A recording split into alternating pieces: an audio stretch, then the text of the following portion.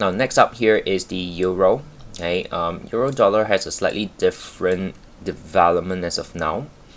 This potentially seems a little bit more of a cross-structure development eventually if it's gonna continue to develop slowly. And if it's gonna get that, then of course, overall we're still seeing this as an expanding flat and more downside from here, which is in line with the overall dollar index analysis.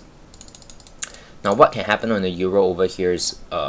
to Thursday, okay, we do have the ECB press conference coming in, so there might be some volatility and we might see the euro actually spike up as well to potentially retest this top. But even that, it doesn't really change the entire structure, because right now what we're seeing is that this entire move is still the dominant one, okay, and even if it comes back to like this top here at 1.0805, we're still more inclined to see if you can get a decent rejection and look for more downside from here, because from an overall perspective,